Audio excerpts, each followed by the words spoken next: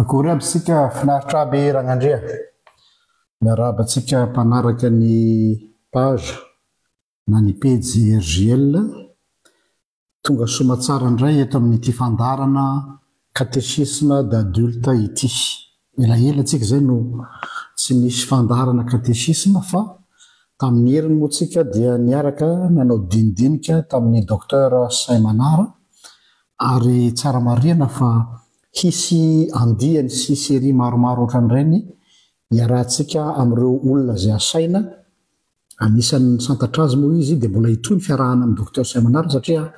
azo lazaina hoe laboratoire kely io Atsangana Imbrala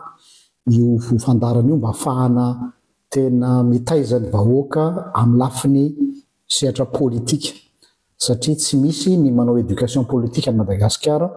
ka dia niraisinay adidy sy andraikitra zany.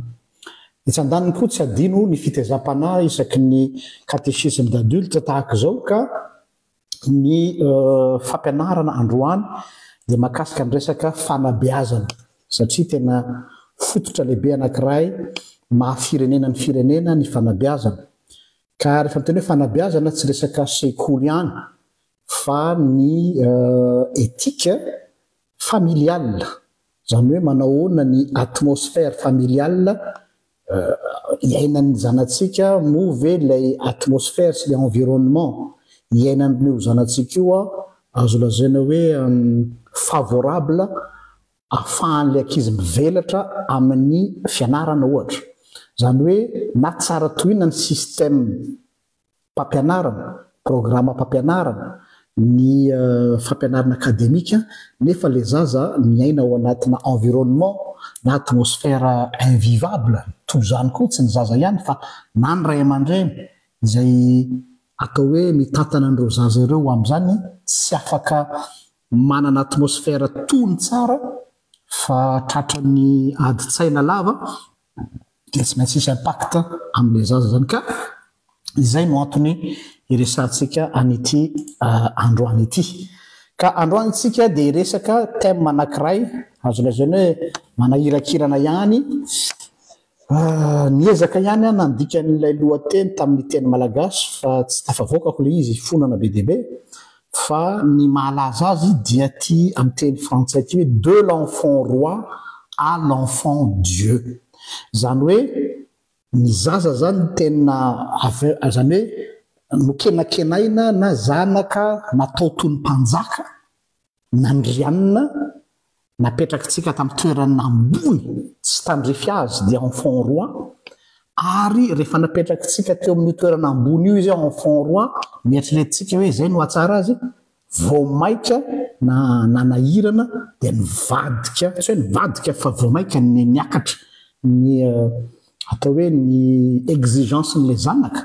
dia lasa enfant Dieu. Zany hoe lasa izy ireo indray no andriamantsika ka isika ray aman-dreny indray lasa miakohoka eo anoloan'ny ankizy. Donc zany izay le de l'enfant roi à l'enfant Dieu. Raha miresaka hoe fanabeazana atsika tsy zavatra vao isika izao kory no tsy hoe mamaritra fa miresaka momba an'izany ary tsy afaka hiambo isika ho manana ny fanabeazana tsara indrindra. Hatramin'izay tsy mora mihitsy ty fanabeazana ny ankizy ity. Io moa mahatonga ilay fitenena ny tera dia ahita. Zay nataony ray aman-drenitsika tamintsika mbola zaza ka napahitantsika ny Jakoba mihitsy ny ray aman-dreny dia namoaka teny azo lazaina hoe farateny sy esoeso teny dia mbola hanody anao zao ataonao anazy zao ka dia ho an'izay faray aman-dreny ngamba ny mahatsadidy tsara an'izany zavatra zany. Ary eto koa tsy hanao leçon de morale tahaka an'le hoe hafa ihany ny taloha fa ny taloha dia tsara, tsika tsy mi-idéaliser ny hoe le passé ary tsy voatery koa tsika idiaboliser ny ankehitriny sy ny ho avy. Tsy hany mihitsy ny tianao resahana. Tsy hoe tsaratsara kokoa ny taloha, zay foana moa ny problèmantsika ray aman-dreny rehefa te hanao karazana tsindry amin'ny zanatsika dia hoe hafa ihany tamin'ny andronay. Tamin'ny andronay zao, tamin'ny andronay zao. Dia ohatran'ny se sentir zany le zaza hoe tena tsisy raisina mihitsy zany amin'izao andro zao fa tamin'ny androntsika no idéaly. Kanefa tamintsika mbola zaza koa dia niteny ohatr' izany koa ny ray aman-drentsika hafa ihany tamin'ny andronay, donc fanontany napetraka hoe aiza zany le idéaly. Ka tsy anao fampitahana akory aho, kanefa nazanatsy zany. Nazanatsy zany tsika araky ny teniko foana hoe eto amin'ity page ity dia page de réflexion kristianina fa saingy pragmatisme, zany hoe nipehitantsika tsy misavoana eny amin'ny abakabaka fa miaina amin'ny zava-misy eto ambony tany ary réaliste. Noho zany dia manana zao karazana atao hoe slogan fa devise no ilazako azy. Manana zao devise zao izahay hoe marina fa voalaza fa tsy misy zava-baovao ety ambany masoandro. Zay moa dia voalaza. Ny eo ihany ny eo, ny tota ihany no avadibadika. Kanefa zany hoe ny olombelona, zany hoe tiana tenena hoe tsy misy zava-baovao ety ambany masoandro, zany hoe ny olombelona dia olombelona foana, ny zaza dia zaza foana. Zany hoe toujours fidèle à lui-même. Fa izao tontolo izao, ny fiarahamonina zay misy atsika kosa dia mievolue isan'andro. Ary ny tena gravy, ny zavatra remarqueko aloha fa tsy fantatra nareo ray aman-dreny sasany fa ho anahy, dia tena miazakazaka loatra ny zava-misy amin'izao fotoana izao, zany hoe ny évolution n'izao tontolo izao zany amin'ny zava-misy ao fiarahamonina dia tena hitako hoe ao anatina 5 taona monja, tsy miteny hoe mihoatra rehefa 5 taona dia efa zavatra hafa tanteraka ny monde misy antsika. Dikan'izay zany misy choc eo amin'le hoe raha olombelona dia il est toujours comme il est, fidèle à lui-même. Zay hoe tsisy zava-baovao ety ambany masoandro. Fa saingy ny fiarahamonina izao tontolo izao, ny zava-misy eto amin'ity tany ity kosa dia tena mievolue ary miazakazaka be amina vitesse grand V. Dia ny zavatra tsikaritro zany dia tsy maharaka an'ilay évolution ny fiarahamonina sy ny zava-misy maneran-tany ilay éducation mena amin'ny zanatsika. Zany hoe ny impression hitako zany dia ohatrany hoe miazakazaka avy atoriantsika. Dia ilay fiarahamonina lasa oloha. Dia io moa mahatonga ilay teny Jesosy miteny hoe raha teren'ny olona handeha maily ray ianao dia mandehana maily roa. Zany hoe raha tiatsika zany za tsy miteny hoe maharaka toetrandro, tsy hany le izy tsy resaka hoe misadapte na maharaka toetrandro na manamboaboatra fiainana, non, fa raha te hanaraka ny cadence, ny rythme ny zava-misy. Nareo ihany mijery amin'ny Facebook vazovazony olona mpanao Facebook hoe mbola vao tsy mihodina misasa-tare akory dia efa misy vaovao milatsaka sady buzz ozy tsika. Reny mitaratra ahitana hoe le fiarahamonina tena mievolue farak'izay haingana. Isika nefany sady miretareta, nous on ne se donne pas les moyens, tsy hoe manaraka rythme fa mba à la page na au courant ny zava-misy.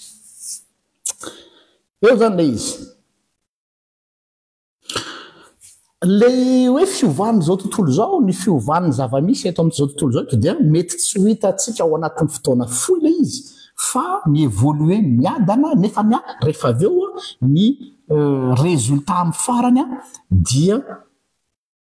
tsy takatry ny saina ary tsy azo an-tsaina mihitsy. Ny conjoncture amin'izao koa ny zava-misy amin'izao fotoana izao no fijeriko azy manery atsika koa tsy maintsy mamerina mireconsidérer ny système d'éducation antsika. Manoloana ny conflit de génération ohatra. Ny conflit de génération zany satria misy écart, misy elanelany be eo amintsika sy ny zanatsika tsy écart amina fotoana fotsiny fa écart amina système de pensée, écart amina environnement dia misy fossé ozy ny teny frantsay zany hoe misy hantsana lehibe mankadiry manelanelana atsika sy ireo ankizy ireo plus ny facteur maro samihafa izay miditra tsehatra amin'ny fiainatsika zay vao maika manasaro zavatra ka ohatra amin'ny tsy hoe ohatra fa mafean'izany ty le resaka hoe zoan'ny ankizy ity eo mazany problème surtout ho an'ny zay mananjanaka ty ampitan-dranomasina fa efa any Madagasikara koa toe-tsain'io droit de l'enfant hatraiza ny mipetraka ny atao hoe droit de l'enfant na ny zo ny ankizy hoe zo ny ankizy fototra hoe mianatra zany tsy adikevitra zany zo ny ankizy fototra ny hoe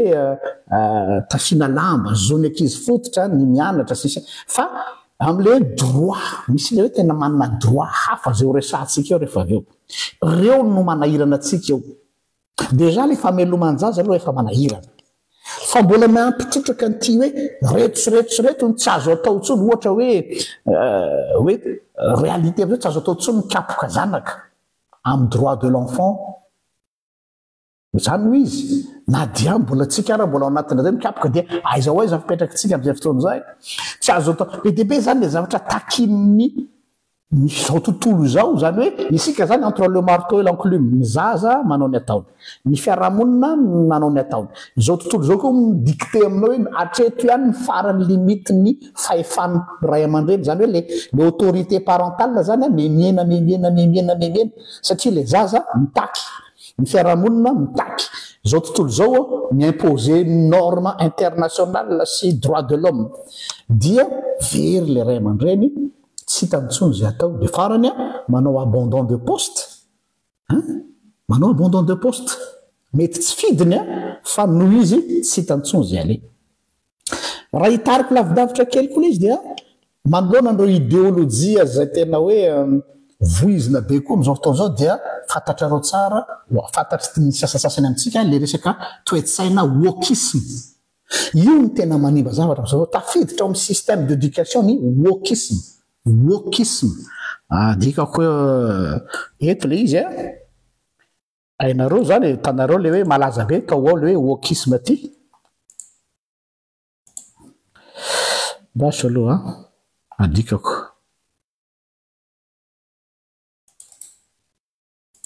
le wokiste io zany hitako fosotra ngezabe anankiray nampitrotraka ny problème ny ray aman-dreny na ty ampitan-dranomasina na any Madagasikara satria le wokisme tsy vitany hoe fotom-pisainana fotsiny fa nampidirina mihitsy ao anatin'ny programme mpampianarana eo ny mahakombla nyty zavatra ty ary za eto mametram-panontaniana hoe iza no miconfie ny programme d'enseignement eo nivony ministère de l'éducation nationale malagasy tokony mba atao mangarahara ary mangataka eto mitodika amin'ny parlementaire ho anareo parlementaire mbola tsy nivarotra ny fanahinareo tamin'ny ravola sy anareo mba misy saina kely mbola mieritreritra ny zana-bahoaka mba mangataka zay mba isy karazana fampiatsona mihitsy ny ministre de l'éducation nationale mba isy session anankiray mba ametrahanay citoyen hoe mba ahoana ny passation de marché ve sa tsy haiko filazan'zany hoe satria matsy misy olona mahazo an'io marché io tsy resaka marché hoe ano zany resaka hoe fourniture scolaire na fourniture de bureau reny sakafo iny rehefa bizina manokana ny zalahy reny mampanankarena ny sasatsasany au ministère atao kory moa fa zay le fiainana fa nanay de zao hoe manana droit de regard zay bahoaka hoe ny zanakay no ampianarina ny zanakay no ampianarina mbola ho avy eo ny manaraka ny zanakay no ampianarina dia zoanay malagasy zany ny manontany hoe fa iza no programme mpampianarana iza no raisinareo ministère de l'éducation nationale io nefa tsisy miteny aminay fa efa midina hoe trindray programme vaovao milatsaka avy any ministère ny éducation nationale makany amin'ny privé ary makany amin'ny fanjakana ary mandeha raha nitsindry manao hoe zay tsy manaraka an'io dia zao natao azy or mianatsiny aminao tsy haiko madame la ministre sa monsieur le ministre de l'éducation nationale mba fahitako any le programme ny éducation nationale fa ça tire vers le bas. Déjà nous le niveau de l'enseignement est très bas.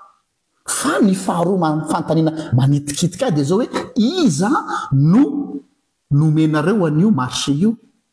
Tiako tenenina amin'le iza dia hoe fotoposaina n'inona raisonnement idéologique inona no hitondranareo ny éducation nationale au Madagascar. Mamaky atsika mantsy dia le hoe firy ny résultat firy ny afaka BPC mahay be mianaka malagasy fa tamin'ity taonty ny résultat dia zao pourcent ny bac zao pourcent ny CEP mbola izay mentalité zay foana no tsy mampandroso ny firenentsika dia pourcentage ny afaka fanadinana zany hoe ny antsika zany ampianarina ny ankizy mba azo diplôme na dia nul aza ny niveau mialatsiny amin'ilay fitenenana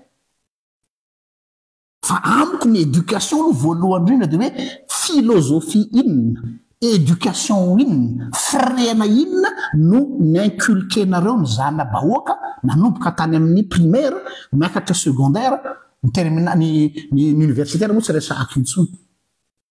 mangataka zany raha mba misy olom-panjakana mpanaraka ny page député ary zany malala fa misy anareo ato olona ambony tompona ndraiky mpanjakana zay manana droit mitaky hoe iza nanome iza antokon'olona iza na lobinina iza no nanolotra ny programme ampampianarana système d'enseignement malagasy ary mba nanome raison anay ve nareo hoe zao ny antony natonga ny ministère de l'éducation nationale ny safidy ity tolotra ity sa vitany akamakama fotsiny nefa ny ianareo ohatra mety manaraka système d'enseignement wokisme ohatra raha ohatra ka ny safidy ny wokisme ianareo dia tokony manazava aminay vous avez le droit vous avez l'obligation de nous expliquer le pourquoi de votre choix de l'enseignement de l'éducation nationale satria zay no fanjakana des etinay atao non vous êtes payé par les contribuables dikan'izany izahay vahoaka ny manakarama anao madame le ministre izahay vahoaka ny manakarama ny Cisco izahay vahoaka ny manakarama ny mpampianatra donc manana droit de regard zahay ny amin'ny programme ampampianarana omenareo ny zana-bahoaka c'est un minimum de respect que vous nous devez. Mais pourquoi vous avez choisi tel programme avy aiza ary iza nanolotra an'io tokony angarahary zany parenthèse kely any iny fa misy dikany mato ny insister an'izay zavatra zay fa tsy hoe filambaniny satria eto zany dia ny fifoizana an'ity le droit de l'enfant ty tsy fantatra tsony hoe manahoana ny atraizany ligne rouge na nitsipika mena azo dinganina sy tsy azo dinganina dia indraindray sous couvert an'le hoe modernité tsy misy contre ny modernisation de l'enseignement tsy misy contre ny atao hoe innovation na ny fanatsarana sy ny fanavaozana ny rafim-pampianarana ny système de l'éducation nationale kanefa ny modernité na ny modernisation dia tokony ho jerena hoe compatible ave amin'ny besoin sy ny réalité ny vahoaka malagasy. Andeha ho jerentsika kely ny contexte amin'izao fotoana izao. Le contexte actuel. Inona ny zavatra tsara fantatsika alohan'ny resantsika ny hoe enfant roi, enfant Dieu. Ny contexte amin'izao fotoana izao ny zava-misy dia isaorako manokana eto misy olona mpanaraka ny pejy eto ary honnêteté intellectuelle oblige dia tononoko eto ny anarany mety tsy napoziny ary misy mpanao gazety anankiray miasa amin'ny sehatry ny raisam-pirenena mpanaraka ny pejitsika eto nanoratra article izy ny tsy haiko izy io madame angamba izy io ny Irina Andrianaivo zay nanoratra article ny amin'ny atao hoe l'hypersexualisation de la femme. L'hypersexualisation de la femme. Izy no nanao an'io titre io ho raisiko ny apahany amin'ny zavatra nolazainy fa za kosa hitondra ny hevitro manokana tsy hoe kordiso nolazainy fa zay ny fijeriny fa misaotra azy ny inspiré fa za koa zany nahita hoe miaingy avy amin'io filazana io mpanao gazety le hoe l'hypersexualisation de la femme io no hitondrako ny analyzeko am'izao fotoana zao hoe am'izao fotoana zao zany ny araky ny teny ty mpanao gazety nirina andrianay vitidy ny na ny tambajoratserasera na ny rivotra iainatsika dia io no mife azy hypersexualisation de la femme.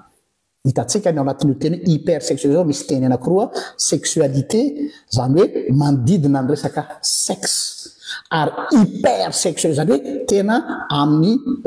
hyper zany hoe ambony tafahoatra exagéré zany manodidina zany dia lasa ohatrany hoe araky ny fiteniny dia hoe lasa exploitena zany le vehivavy lasa chosifié zany hoe lasa fitaovana fa tsy olona itsony mba ahafahana mivarotra mba ahafahana misarika olona ary marina ny azy fa miaingy am'izay lazain'izay dia hiparafrase ny teniny io mpanao gazety io hoe za ndray mahita hoe miaina ao anatin'ny tontolo na fiarahamonina izay lazaiko hoe sexolatre terme foroniko izy ity sexolatre adikako kely mety hitenynareo ina zany mo zany avy amin'ny voambolana anankiroa ihany koa voalohany dia ny sexe mazava ho azy zany hoe ny resaka taovam-pananahana sexolatre avy amin'ny teny anankiroa sexe ary latre avy amin'ny teny hoe idôlatrie teny anankiroa natambatra zany sexe idôlatrie zany hoe ny fanindraindrana karazana formana hypersexualisation le tenenin'ilay mpanao gazety tao ihany le izy fa tsy amin'ny vehivavy rery fijeriko azy fa amin'ny tontolo ray amantolo y compris ny zaza nahita tsika tao amin'ny Facebook zaza tsy ampitoana mampiseho fitanjahana zaza tsy ampitoana tratra nanao firaisana ranofo teny amin'ny kianjana fanaovana baolina zaza tena hoe sexolatre zany hoe topoina mihitsy ny resaka fananahana resaka sexualité zay le hoe sexolatre anome exemple précis anareo mba tsy hatonga atsika ho manidina fotsiny eny amin'ny abakabaka ny resaka mba ahitanareo hoe aiza ho aiza ny enjeu ty resaka ty mba hainareo ve mo hoe firy taona ny atao hoe âge majeur sexuel am'izao fotoana zao za tsy miteny hoe firy taona ny majeur fa âge majeur sexuel ny âge majeur dia feno taona 20 taona ahitanareo ny atao hoe hypocrisie ny fiarahamonina zay miseho azy ho puritain miseho azy ho piétiste be tsika malagasy matsy hoe malaza hoe pudique olona sarokenatra olona mitandro ny fananahana misaotra anareo manoratra 14 ans 14 ans ny âge majeur sexuel ary ny Union européenne no officialisé an'izy io nisy débat be rehefa nivoaka io chiffre 14 ans io zany hoe nampidinina tamin'ny voalohany izy io 16 ans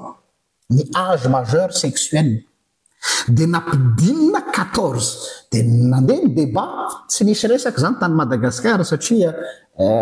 tsy miintéressé atsika ngambany zany nefa itsika victime am'le izy zay tokony nametrahana fanontaniana koa hoe ho anareo parlementaire tokony hodinina dolo zany raha ohatra nareo ka tena mieritreritra ho ambony ny atao hoe éducation nationale dia ny conclusion hitan'ny journaliste d'investigation taty Europe dia zao hoe efehan'le lobine ny zalahy pédophile oui modimody manenjika ny pédophile ny fanjakana occidentale zay le atao hoe hypocrisie politique hoe pédophile de mila enjena de mila torina any tribunal de mila gadraina de mila atao an'izao ok or nefa ny parlementaire européen mapidina ny âge majeur sexuel on se moque de qui bon fa zay no zava-misy izany hoe le fiarahamonina tsika mihitsy zany no hypersexualisé mitondra amin'io sexolatrie io daholo ny fotom-pisainana rehetrarehetra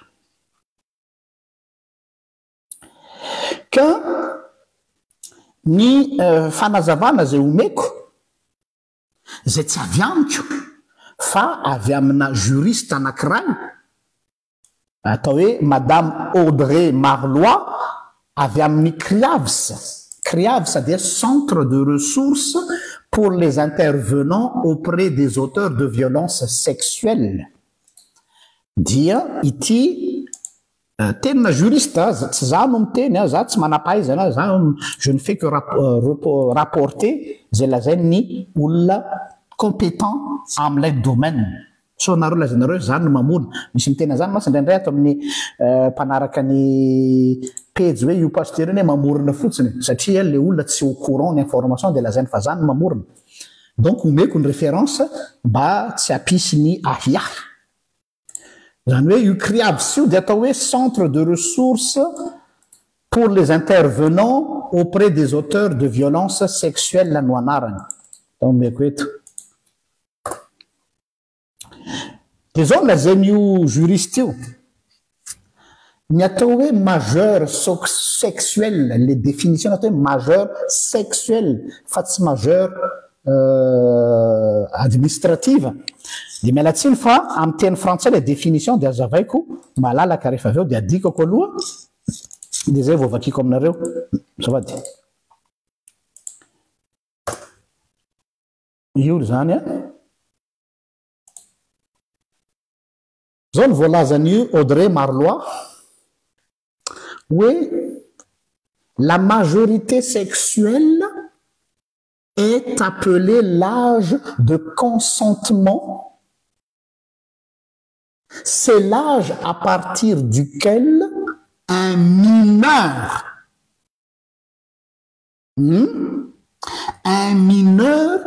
peut entretenir fa tsy hoe sendra mba nanana relation sexuelle fa mi-entretenir chaque mot est lourd peut entretenir une relation sexuelle avec un majeur sans que ce dernier n'encourt de sanctions. Zagaba mety efa tratrany déformation ministérielle en tant que bibliste, panneau exégèse, mais c'est trop clair. C'est pour moi, c'est du mea culpa. Or, c'est une loi juridique. Si commentaire io a, si phrase na journaliste io a, si hoe soratra bokin'olona tany hoany a, fa lalàna. Ny lalàna nefa dia natao hiarovana ny madinika, les plus faibles. Et je me pose la question, j'ai pas fait de droit, mais je me pose la question hoe mbola tokony hipetraka ve zao définition natao hoe âge sexuel majeur sexuel zao sur le plan juridique. Averiko ny olona atao hoe manana majorité sexuelle zany hoe matoy ara-pananana zay izy dia ilazana ny ireo izay mbola mineur fa ekeny ny fiarahamonina manomboka amin'io fotoana zay ny fanarahana io, ny fanarahana izy aloha taizatsika ny fanaraka an'izany efa nantaniny aviany ray aman-dreny ve taizatsika ny fanaraka an'izany mba nisy consultation populaire ve taiza ny fanarahanareo législateur ny fanarahanareo amin'ny fitsarana qui dit les fitsarana législateur les élites de la société dia ianareo no miteny hoe io âge de 14 ans io no âge efa everina fa efa afaka manana consentement amin'ny relation sexuelle ny zaza zay zany le izy dia mbola tsy vitany hoe manana consentement fa hoe mi-entretenir relation sexuelle. Bon, mazava be izy mazava be izy. Merci Audrey Marlois ny nanao zay précision zay dia analyser ao anatin'izany zavatra zany atao hoe hypocrisie du politiquement correct. Zany olona atao hoe lalàna.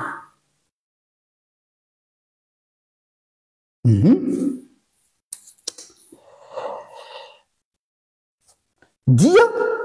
eo am-pamakina zany ianao zany mialatsiny fa dia nandresy ny mpanao lobbyna ny pédophilie zany hoe zala pédophile zany izay enjehina foana teo aloha hoe nanodikodina sasatsy ampitaona nanao pression teo niveau an'ny législateur mba hampidinina ny âge majeur sexuel mba afahandry zalahy miliba afahandry zalahy manimba ny zana-bahoaka afahandry zalahy mamiravirany zanatsika amin'ny alalan'ny vola be hoentina any Dubai mon jeudi mon vendredi anaty jet privé de alaina sary sy ny sisa donc hitanareo am'izao le rapport de force hoe tsy mifandanja iza no mibaiko an'iza fa dia am'izao zany dia na tianareo ray aman-dreny na tsy tiatsika ray aman-dreny dia izay zany no lalàna mipetraka am'izao fotoana izao.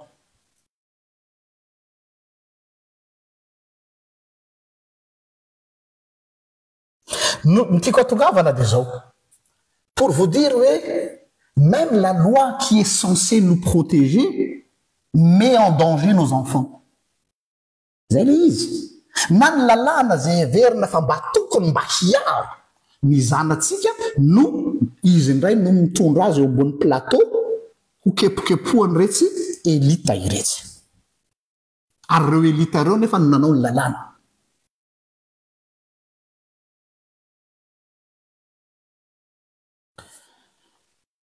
Bon.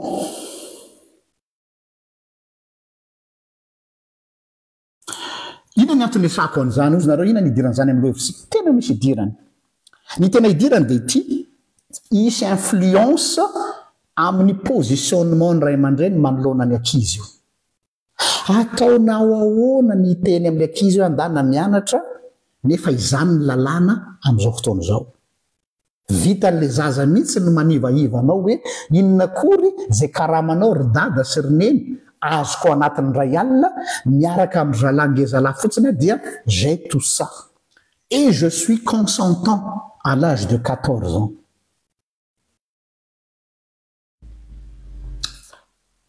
Oui, tonga dia l'autorité parentale mihitsy mipotika amin'izany. Hatrany iny zavatra ty tsy raisina fotsiny maditra le ankizy amin'izao mafilo le ankizy tsy mety tenenina non oui et non mafilo tsy mety tenenina na masamamaly satria ny atmosphère sy ny environnement mihitsy no manosika azy hoe poteo ny objectif ny fiarahamonina sy ny lalàna sy ny législation de hoe potehina ny autorité parentale. Zay le izy. Il ne faut pas être hypocrite, c'est ça la philosophie actuelle. Comment détruire l'autorité parentale? Il suffit de voter une loi, n'importe quoi. Hitanareo fa délicat be ny toeran'ny manana tay lalàna.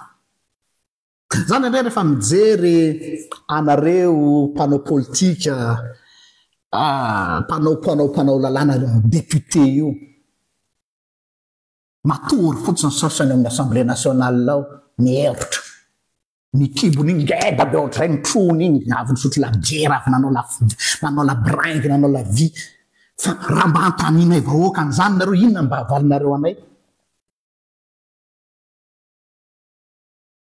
tany makarary anareo dia aizany tiky carburant-nay aizany ino filazany ty aizany indemnité-nay aizany zaonay aizany zao hainareo no miady an'izany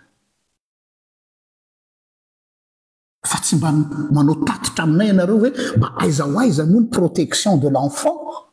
à Madagascar.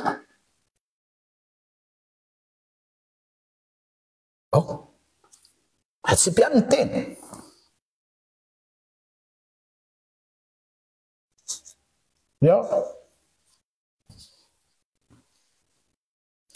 tout a commencé ahoana moa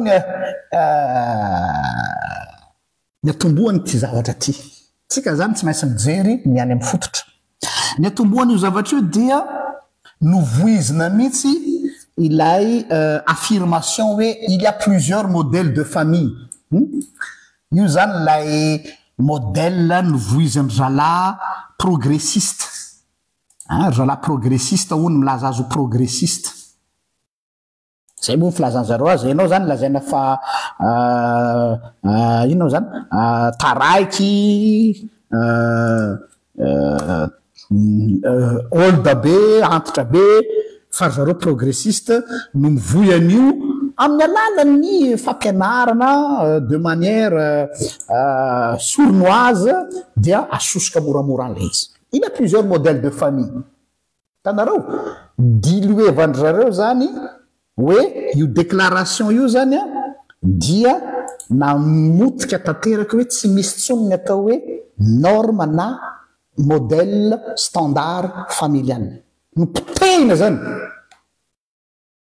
dia nosolona an'ilay wokisme izay io no nouveau modèle amin'ny éducation mondiale io ndray zao ny filamatra ny wokisme io inona lay ao anatin'ilay firaikevitra momba ny wokisme dia izao no ny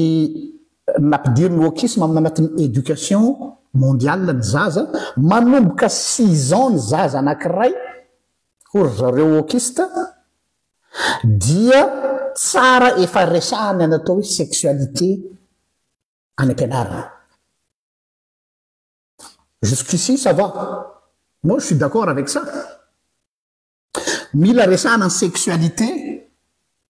any ampianarana fa eto am'izay miditra ny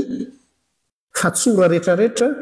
sy ny biby rehetrarehetra mialatsiny ataoko hoe biby mihitsy dia tsy navela ho tenenina intsony ny resaka hétérosexualité comme par hasard ao anatin'ilay programme d'enseignement ny wokisme à partir de 6 ans any amin'ny école primaire amin'ny resaka sexualité ok d'accord mila mahafantatra ny vatany olona mila mahafantatra ny anatomie any sy ny sisa dia comme par hasard ny sorona tao ny resaka hétérosexuel fa tsy misy afa-tsy miresaka transsexualité ao dia misy olona trans mihitsy mialatsiny tsy sanatria hoe manao fanavakavana fa amiko lasa misy discrimination hoe pourquoi tsy natao anatin'ilay programme ny hétérosexualité fa ny sorona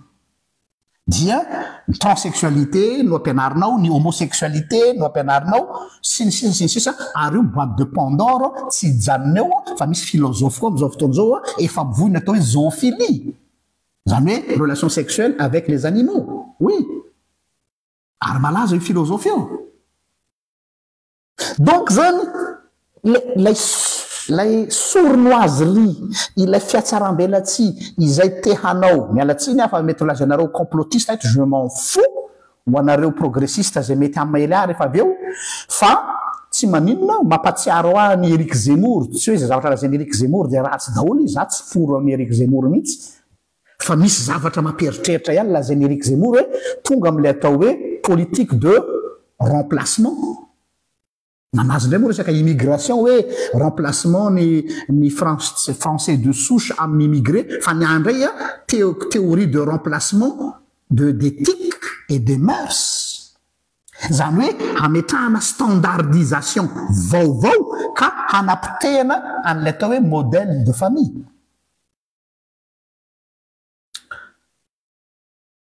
azonareo izy donc je me pose la question izy ary zany ny ambadikilay manao an'izay programme voizina zay anjaran'izay manatsaina samy mandinika hoe d'où ça vient cela nisy afisy anankiray nalaza be tao frantsa tao naparitaka eraky ny métro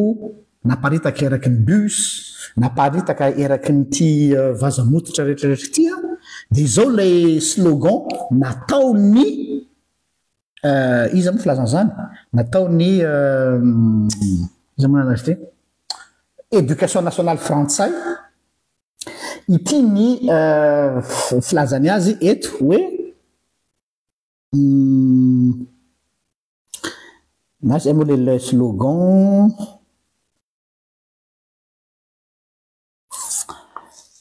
voilà laissez les gens batifoler tranquilles zay le slogan nataony ministère de l'éducation nationale tany frantsa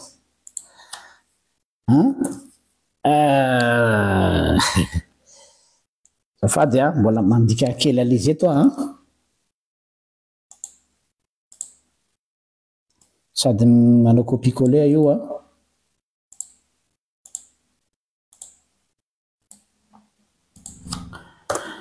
io le izy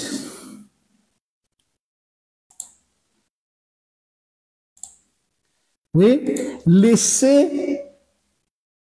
les gens batifoler tranquilles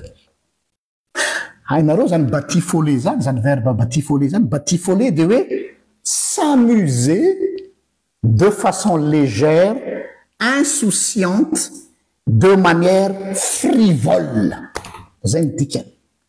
zany hoe tena afaka miliba am'izay tianay ka avelao zay hiliba aza sina fefy alao zay hiliba mba azonareo atsaina ve ny impact zany sensibilisation zany any anaty métro dia ny ray aman-dreny mitondra ny zanany mandeha mianatra sy mandeha miantsena dia zany no matraquage médiatique naparitaky ny éducation nationale française ho an'ny zanaky zareo any dia ho gaga venao hoe laisse-nous tranquille vivre notre vie ozy izy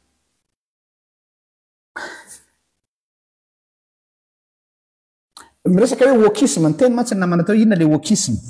tsara resahana tokoa izy io ny zavatra mampome sady mampalahelo zay le hoe misy ny amiko zany misy ny atao hoe ahoana zay filaza zany hoe détournement sémantique mianatsina ame teny vahiny zany hoe fanodikodonana ny voambolana nataony zalahy zay milaza azy wokiste nefa rehefa tena zona tsy tena wokiste izy fa mitony tena wokiste mba am'izay zany ho crédible ilay combat an'zareo amiko ireo milaza azy wokiste dia nanao détournement sémantique zany hoe terme zay tsy mahalaza an'ilay combat an'zareo amin'ny lutte zareo no nosamboriny zany hoe nisavika an'ilay voambolana dia nampiasainy ho azy fa ny tena marina ny tantaran'le hoe wok ny teny hoe wok ty le wokisme ty dia avy amin'ny teny hoe wok ka littéralement na étymologiquement dia ny wok dia amin'ny teny anglisy izy io dia midika hoe mifo amin'ny toromaso éveillé wok qui signifie ouais éveillé ka le éveillé dia nanomboka tamin'ny luteny Martin Luther King tamin'ny resaka apartheid ny atomboany tsy ny teny wokisme izy fa voambolana nanomboka teo nalaza tamin'ny andro Martin Luther King hoe tokony hifoha amin'ny torimasony amin'izay ny mainty hoditra hitaky ny zoany ny tovizo amin'ny fotsy hoditra dia izay éveillé zay zany lasa mot-clé misy source zay mahatonga amin'ny teny hoe rehefa manao définition étymologique dia tsy mijanona amin'ilay voambolana fotsiny sasany mantsy amin'ny teny hoe zao no misoratra ny étymologique ça veut rien dire ny étymologie fa ny étymologie dia misy histoire rehefa manao définition na mot ianao dia tsy mijery définition na mot amin'ny dictionnaire fotsiny sinon tsisy ilana ny mianatra fa rehefa manao définition ianao na manao exégèse dia mijery ny définition dictionnaire tokoa fa ny définition tompoko dia misy historique donc le sens du mot peut évoluer en fonction du temps fa tsy définition figée na tonga dia mipetraka fotsiny eo donc ny nahazahoana an'ilay wokisme raha ohatra ka hampiarina bêtement fitsiny lay hoe wokisme dia hoe zao zahay ny wokiste dia zao non vous êtes pas des wokistes raha tena marina fa ny wokiste dia ireo olona rehetra zay mampifoha ny conscience ny vahoaka hitaky ny zoany sy ny droany dia izany ny tena vrai wokiste raha l'essence du terme miainga avy amin'ny tantara ny voan'le terme dia hoe éveillé dia nefa nio lasa nalay ny retour rahala milaza azy wokiste reto hilazany ny kombany aty ohatra ny féministe sy ny sisa ny communauté LGBTQ+, ny mpiaro ny environnement tsy environnement koa raha fa un peu les extrémistes ny amin'ny lafiny ohatr'izany sy ny sisa donc ny fanontaniana mipetraka amin'izao fotoana izao satria samy miady ho éveillé daholo zany zao qui sont les vrais éveillés zany iza zany ny tena olona éveillé point d'interrogation donc pour moi le mot wokisme ça ne veut rien dire fa amina ny important de hoe lay philosophie ny zareo milaza azy wokisme no dangereux satria te hanapotika an'ilay atao hoe standardisation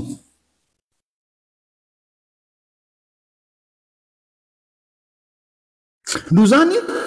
araky ny hevitro eto ndray zany analysiko am'izay miainga amin'izany zavatra zany dia ny wokiste na ny olona mivoy ny wokisme de reo olona mpanaraka bêtement ny tendance idéologique vaovao amin'ny lafiny resaka mœurs ka tsy mandeha intsony amin'ny atao hoe réflexion fa mandeha amina passion olona passionné sans raison dia zay atondray edy atondray edy ary ny m'intéressé tsika eto zany satria tsika tsy resaka wokisme manlesona eto ny resaka eto dia indrindrandrindra ity lohevitra ty hoe l'enfant roi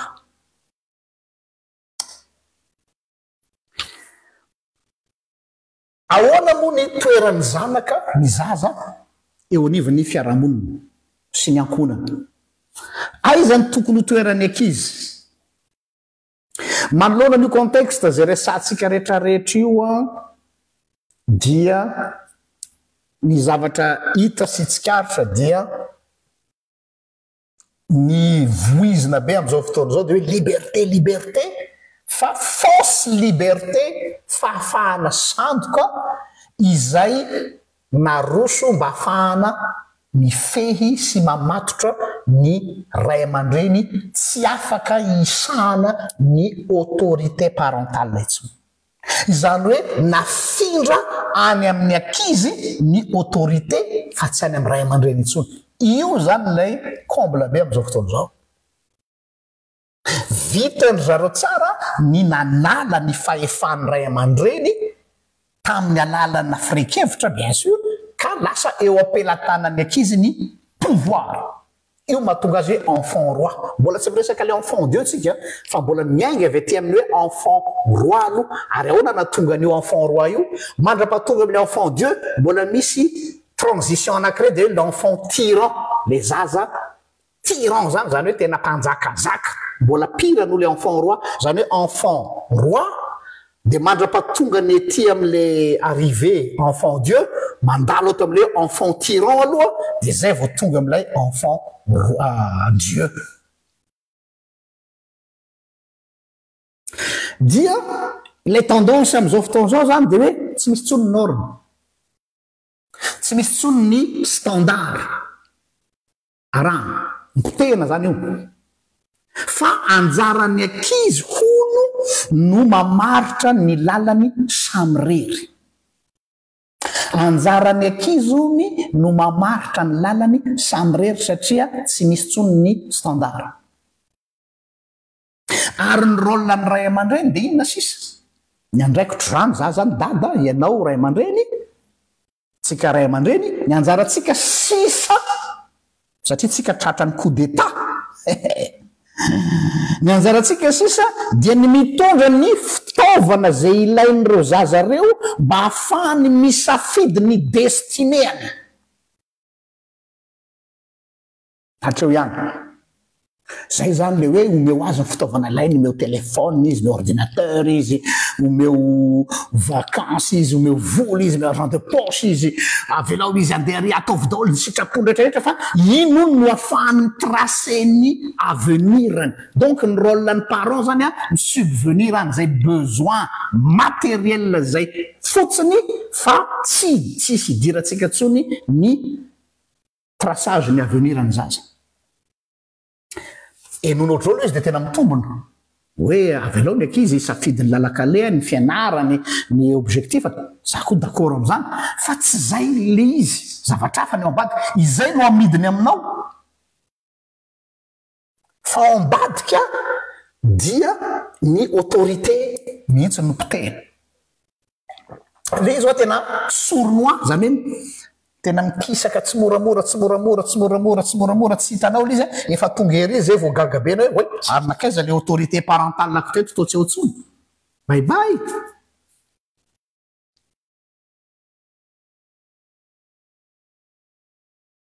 tsaroko ny dinidinika nataoko tamina prof na muzika anankiray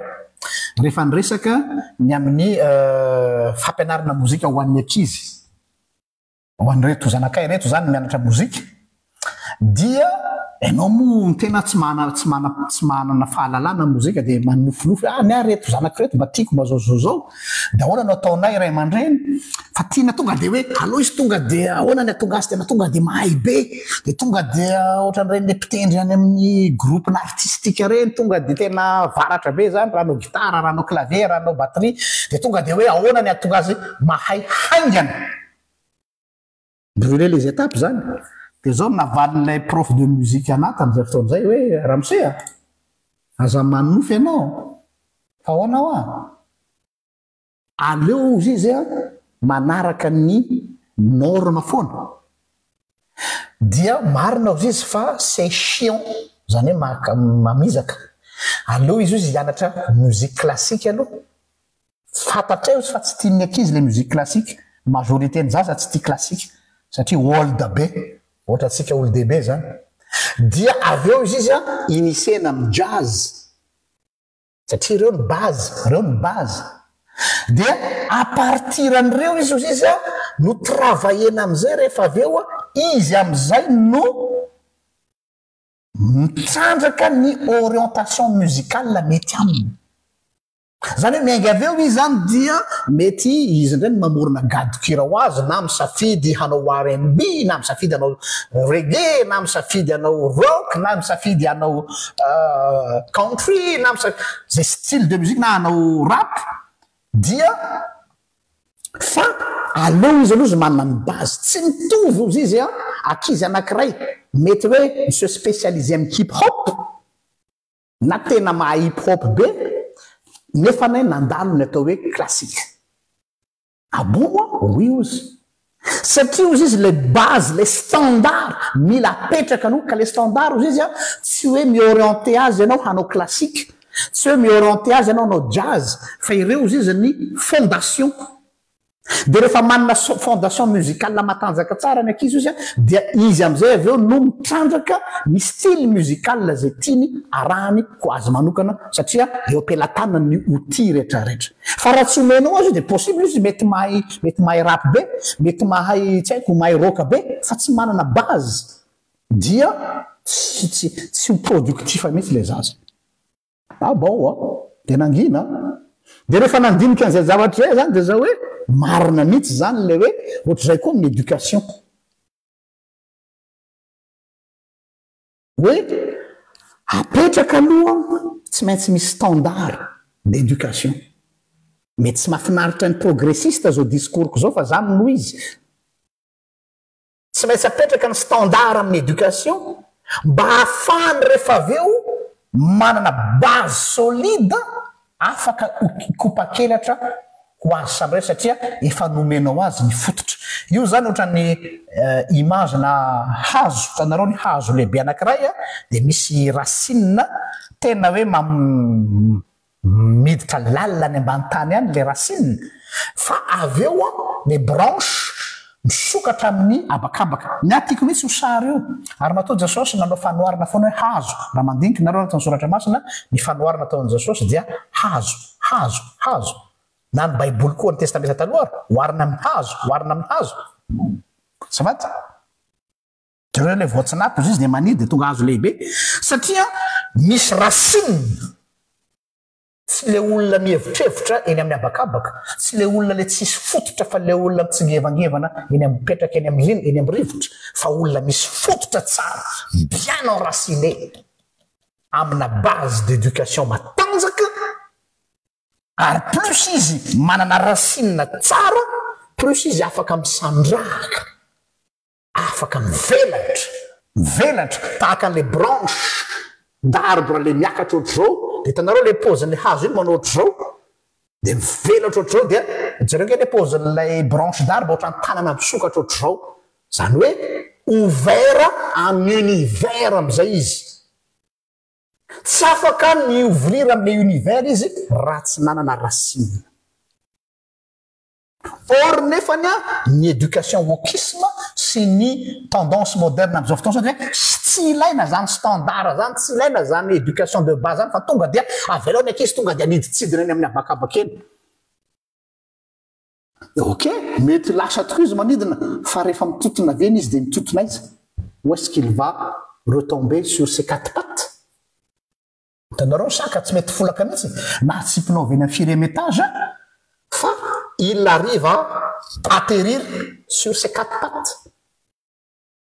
Zany hoe hoariko am'izay koa ny fiainany zanak'olombelona hoe tsy maintsy chute io zaza io nina ataotsika na be azonao faraka zay tena ratsoratra masina be hoe zaza endry anie io pastery tena nampianarina sekoly lady tena zaza endry tao an-trano tena zaza mpakato be. La vie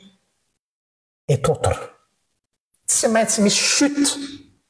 Zany aza manofotsika tianao be io zanakao io fa tsy maintsy misy chute. Donc ny éducation ho ataonao zany tsy ny atonga azy tsy enjery. C'est un rêve, c'est de n'importe quoi, c'est de l'utopie. Fa ny hoe rehefa ho avy ny andro ianjerany ty zanako ty de il saura retomber sur ses quatre pattes. Izay ny différence ny olona manana base sy ny olona tsy manana base.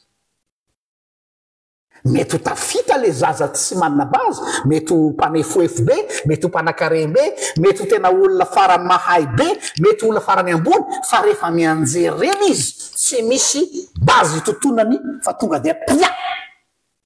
tonga dia fatiny raisiny. Fa le zaza anankiray zay mba misy fototra, misy base, de io le lazainy soratra masina hoe zaro amin'ny lalana tokony alehany zaza fa na de antitra ary izy de manino tsy ala am'zany. Oui, il va déconner, oui, il va faire des bêtises, oui, il va foutre sa vie en l'air, mais quand il va redescendre de ça, de là, mba au moins izy misy itotonany tongony. izay ny objectifan'ny éducation chrétienne. Fa isika samy malala, isika samy mahafantatra fa reo zanatsika reo natohina ny fitiavantsika azy tsy maintsy hisy izany chute na erreur amin'ny fiainana zany. Tsy sanatria hoe maniry loza fa c'est la réalité de la vie. Ok? Donc il faut être pragmatique. Araky ity tenin'ny sociologue sady ethnologue anankiray ity atao hoe Véronique Le Gaziou. Meko eto ny anarany Frédéric Le Gaziou. Véronique Le Gaziou azafady. Véronique Le Gaziou, sociologue izy io sady ethnologue. De izy hoe ny mahazaza ny zaza ozy izy. C'est pas un détail. Averiko ndray, ny mahazaza ny zaza ozy izy de tsy détail fotsiny hoe bon zaza izy fa matoa izy zaza dia misy dikany ngeza be. Inona le dikany ngeza be? Ny mahazaza ny zaza, tsy tovizany adulte zay tsy nanekeko an'ilay loi navoakan'ny législateur teo hoe rehefa manana consentement izy dia efa âge majeur. Ça reste un enfant ozy Véronique Le Gaziou. Peu importe ny maturité any. Io matsy anteny hoe nanay ty zanakay ty tena zanak'antitra kely. Matotra be alohan'ny fotoana le zanakay endry be mihitsy le zanak'io pasteur. Matotra be manana maturité be. Un enfant reste toujours un enfant oy Véronique Le Gaziou. Satria izay mihitsy ny nanaovanjanahary anazy. C'est pas un adulte, même s'il se comporte en adulte. Na de mitondra tena toy olo-dehibe izy dia zaza foana izy. Inona ny dikany? Tsy hoe le zaza hoe mbola zaza io de hoe vendrana. Non, tandremo koa zay toe-tsaina zay hoe io de mbola zaza adala kely. Non, tsy adala izy. Fa ny mahazaza ny zaza ozy izy ty sociologue ty de zao hoe mbola dans un état de développement psycho-affectif. Mialatsiny fa tsy teniko ty fa teny manam-pahaizana de averiko aminareo. Un enfant reste toujours dans un développement de psycho-affectif. Zany hoe ny zaza amahazaza azy de tsy maintsy mbola ao anatiny atao hoe fitomboana amin'ny lafiny psycho-affectif. Teny anankiroa psycho ny sainy psychologie sy ny affection. Hahitanao zany affection zany fitiavana. Zany hoe mbola en chantier, mbola tsy vita. Tandao ohatra olona anankiray manamboatra trano ianao. De rehefa manamboatra trano ianao de le trano mety tsara tarehy fa mbola tsy vita finition. De ohatrizay ny sary omeny Véronique Gaziou ny zaza, mbola mila développement, mbola mila ampina, mbola mila pitombona, mbola mila fenona. Zay ngamba ny marina kokoa, mila fenona ny psycho-affection an'io. Donc raha matérialisme fotsiny zany dia échec ny éducation, fa le psycho-affectif no ilainy aloha. Ilainy développement ny sainy zany zavatra zany. Donc zany qui dit en développement zany hoe mbola mitombo fa tsy mbola adulte na dia manana endrika adulte sy fietsika adulte, de mbola ilainy ny atao hoe protection, fiarovana. Izay ny mahazaza ny zaza. Impiry moa ny tahanangonanao Israely ao ozy Jesosy rehefa nahita Jérusalem tahakany reny akoho anankiray ny zanany eo ambanin'ny elany kanefa de tsy mety anao. Protection. Ny zaza, ny mahazaza azy de mbola mila fiarovana. Inona ny antony tsy maintsy fiarovana azy? Satria izy mbola ao anatin'ny phase de développement psycho-affectif. Noho zany tsy mbola manana capacité, aretony tsy itovizako hevitra amin'ny progressiste, tsy mbola manana capacité psychologique hiassure ny fiainana izy na dia efa to hitanao fa matotra azy. Satria mbola en plein développement. tsy afaka lachena ohatr'izao any amin'ny natiora izy noho io besoin psycho-affectif io izay milany an'ilay cocon familial ilay tranom-bongo kely ilay ankohonana kely familial satria ao izy no se ressourcer amin'ny atao hoe psycho-affectif io no sakafony no zany araky ny teny Véronique Gazio dia io protection io izy dia mitaky mazava ho azy surveillance or nefa ny zany zavatra zany tsy ekeny progressiste ntsony am'izao atao avy anao ny ankizy aleo tena tsy mila surveillena ntsony fa avy anao izy tonga dia andeha ho azy zany fa efa lehibe non tsy hoe filambaniny ohatrany surveillant hoe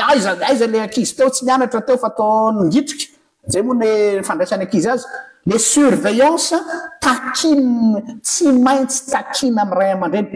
devoir ny surveillance satria mila protection les zaza le protection resana eto tsy resaka hoe protection fotsiny amin'ny resaka fitsaboana sa sisa fa protection affectif et psychologique donc zany aiza ny ananany zany eo niveau ny atao hoe parentalité na ny maha ray aman-dreny ce qui veut dire tsy misy mahasolo ny autorité parentale natohina ny lalàna tsara rindra apetraka amin'izy ireo no zany ny protection na ny surveillance dia tsy sanatria ho fametrahana ny didiko feny ray aman-dreny didiko fe lehibe le pouvoir parental fa ao anatin'izany ny responsabilité ny amin'ny développement psycho-affectif nylay zaza zany hoe raha tsorina dia en construction le zaza satria mbola vulnérable izy dia ampito ihany tenina psychiatre anglisy anankiray atao hoe John Bowlby psychiatre anglisy John Bowlby mbola nanampy koa izy hoe io enfance io zany hoe io fahazazana io izy ny mahazaza azy dia misy besoin anankiray mba hatonga n'ilay psycho-affectif hipetraka dia manana ny atao hoe besoin d'attachement zay le izy besoin d'attachement hainareo zany attachement zany ohatr'izao zany hoe misy lien matanjaka zany hoe misy attachement zany hoe misy besoin fondamental filana fototra ka mila lien durable mila zavatra maharitra zany amin'ny ilay olona izay miandraikitra azy zany hoe le ray aman-dreny zany dikan'izay raha misy ny atao hoe besoin d'attachement zay ao anatina durée na période lavabe dia tsy mbola incompatible amin'ny zaza mihitsy zany ny atao hoe indépendance sy autonomie affective ka tsy manome tsiny ny zaza mihitsy misy hoe janona elabe am'izao moa zany hoe tanguy satria hoe faharoapolo taona mahery le zaza mbola mijany hoe noho ny situation ny fiainana circonstance am'izao fotoana zao tsy mipermettre an'le hoe tonga de fa lasa ny ankizy kopa-kelatra fa plus le zaza mijany hoe plus izy manana an'le lien d'attachement matanjaka be ina moa mahatonga ny fampitehan'ny lien d'attachement aty Europa voafeny 80 taona ny zaza dia ariny ray aman-dreny mihitsy la mitady avy la trano fa tsy hipetraka ato aminay tsony fa efa lehibe la zao de na koa le zaza koa tonga de hoe bon quand j'aurai 18 ans tonga de je vais partir zany hoe les liens d'attachement zany tsy misy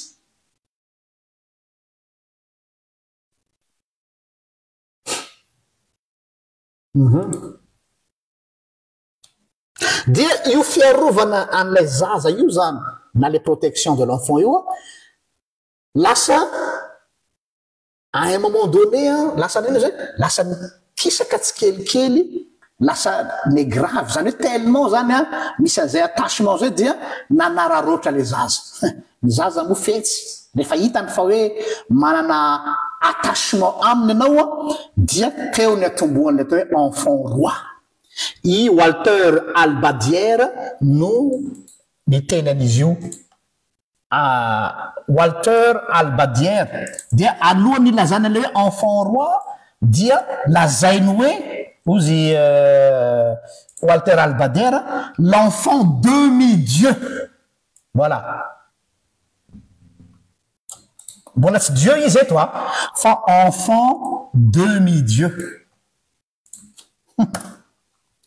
tellement zany le attachement mipetraka dia tsy foy dia lasa demi-dieu nao ray aman-dreny le zaza lasa tomponao le zaza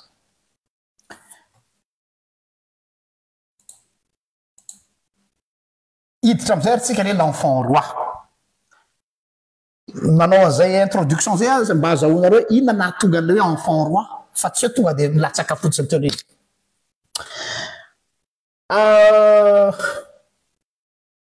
am'ty enfant roi ty ny zavatra ohatrany tsikaritra surtout am'izao vanim-potoantsika zao dia zao hoe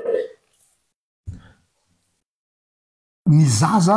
no manapa-kevitra am'izao fotoana zao ny choix familial ny zaza no midicté ankolaka na mivantana ny choix ny famille ray amanontolo na eo amin'ny safidianana ny toerana hipetrahana na ny trano hipetrahana na ny fiara hovidiana ary ny spécialiste amin'ny marketing am'izao fotoana zao dia mikapte an'io hoe raha tea hivavitra ka te hipousser ny olona amin'ny consommation dia ciblena ny zaza ary rehefa ciblena ny zaza dia ny zaza manana pouvoir sur les parents manao achat compulsif zany hoe mividy pour satisfaire l'enfant demi-dieu omena fahafampo lay zaza demi-dieu hitany ranahy io dia any zareo tsara ny publicité am'izao fotoana zao hoe surtout ny publicité aty ampitananomasina aty jereo fa tsy maintsy misy zaza foana sy ny ray aman-dreny misy zanakavavy sy ny dadany ny zanakalahy sy ny zanany vavy ny mamany ny toujours misy famille dia ozana ny ray mahafinaritra be c'est familial non c'est calculé sur le plan marketing hoe rehefa ciblé ny zaza dia ny zaza no manaporitra ny ray aman-dreny amin'ny achat dia mivoaka ho azy ny consommation iny zany ahitatsika taratra hoe c'est l'enfant qui est roi c'est plus les parents dia mety tenanao non aza maexagéré pasteur fa zany le mba non mba juste mba hoe mba manomezana fahafapoan'le ankizy fotsy fa hitanao moa ny ankizy mba miantanta kely eny mba misy caprice kely le ankizy e dia zao oui za tsy mandany zany ilaina koa ny manome fifalinany ankizy tsy any ny resaka fa ahitatsika taratra hoe any amin'izany autorité any amin'izany pouvoir donc les enfants rois zany le manana toetsaina hoe enfant roi dia misurestime ny tenany izy ary exagéré le izy zany hoe surestime zany hoe izy zany tena manana fieveratena ho zavatra tafahoatra ary miopapana dia rehefa mijery ny historien hoe fa inona nahatonga n'io toetsaina io avy izy io dia araky ny hevitry nga Michel Onfray philosophe malaza aty Frantsa any Frantsa dia nolovaina hony io tamin'ny héritage ny révolution mai 1968 dia ny révolution mai 1968 na dia ozana hoe za tsy nandray anjara tamin'izany dia ny nolovaina le toetsaina dia nametraka ho dogme ny hoe il est interdit d'interdire izay zany le philosophie mai 68 zany hoe tsy azo atao ny mandrara teo ny atomboana hoe tsy azo atao ny kapoka zaza héritage tsika mai 68 mba jereo kely sur YouTube ho an'izay tsy malala les révolutions nataon'ny jeunesse taty Europe mai 68 teo ny nipoiran'ry Beatles sy John Lennon sy ny Peace and Love sy ny Woodstock ray manontolo culture mai 68 zany dia ny tena ny voizina atao anatin'izay dia hoe il est interdit d'interdire tsy azo atao ny mandrara izay zavatra tsy mety ataony ankizy dogme io dogme mipetraka io de ozy anareo hoe non c'est du n'importe quoi non jereo tsara fa mi-influencer ny programme mpampianarana tany amin'ny éducation nationale io zany hoe io zany no philosophie nitondrana ny fanabeazana maneran-tany dia no volavolaina ny programme mpampianarana hifanaraka amin'ny dogme mondial io ka vokany de ozy anareo non za tsy trantran'izany pasteur zany re olona mivavaka za olona tena mijoro tsara amin'ny finoana ho ianao ahoana ny afantarana fa tratra daotsika ny tratra daotsika satria ny tontolo misy tateorina dia ny parent tsy mahay miteny non intsony manoloana ny caprice zanany oui oui oui oui oui io le héritage mai 68 lasa tsy mahay nanao nontsika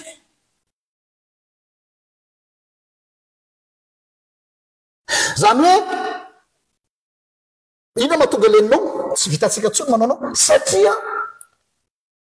ny dynamisme ny ray aman-dreny maro zany dia hoe lasa vidina ny obéissance n'le zaza lasa vidina ny fankatoavan'le zaza mba hatonga an'le zaza ho zaza hendry mba hatonga an'le zaza ho zaza mpakato dia tsy manao non amin'ny demandeny rehetra sao de mba tisinday zany le fiainany hoe zaza endry anao dia homeny papa sy mamanao dolo zay ilainao rehetrarehetra bon l'enfant n'est pas con hein? L'enfant n'est pas idiot il a compris donc manao troc ainareo zany troc zany mifanakalo échange hoe bon tiary le soi-disant fahendreny fa tsy tena fahendreny tiary le soi-disant obéissance papa sy maman vidiano GSM vidiano portable vidiano tablette vidiano tobile vidiano zao vidiano an'izao za nahita hatramina tatia any Madagasikara tsy fantatra fa nahita tatia ankizy tambatambazy nianatra confirmation dia tsy mety hianatra confirmation le hianatra communion première communion any amin'ny famille catholique bourgeoise belge dia hoe je t'achèterai une tablette si tu vas à la communion tam'izay ny tablette vao nivoaka ankona nahita an'izany imagine anareo fa tongatra ty amin'ny fitezam-panala izy hoe andana mianatra sekolalady andana mianatra confirmation andana manao chorale fa vidiana papa sy maman tablette zay le izy zany hoe lasa vidina ny obéissance fa tsy fruit naturel ntsony ny obéissance dia rehefa nozarina an'izay le zaza dia ozy izy hoe azoko ampiakarina zany ny inona filaza zany ny surenchère ampiakariko kely le niveau misy anecdote anankiray zaza ray aman-dreny anankiray nivangiko dia rehefa namangy an'le ray aman-dreny dia mitarainy izy hoe tena le zanako pasteur ozy izy tena tsy hitako tsony zay atao azy fa ina ho any problème ny problème ako izy izy am'le zanako io dia ty rehefa anniversaire ozy tsy maintsy mividy zavatra ho azy tsy maintsy mividy zavatra ho azy dia za aloha efa mipetraka le tsy maintsy avy eo izy izy rehefa mividy zavatra ho azy zay ozy izy dia tsy maintsy à un certain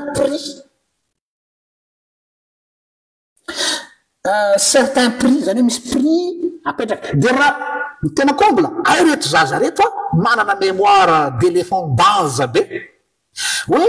raha nividiananay tobile kely izy zany zao tamin'ity taon'ity valeurna 15 euros 20 euros dia anao mieritreritra hoe tsy tadidiny iny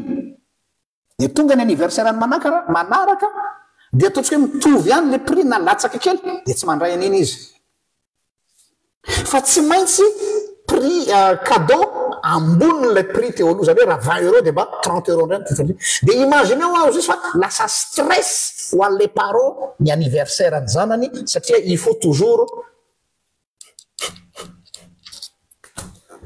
monter jusqu'à un moment hoe tsy vita tsony le izy anecdote ny niainako tam'le ray aman-dreny io tamin'ny namangy azy. Donc les zaza zany il a compris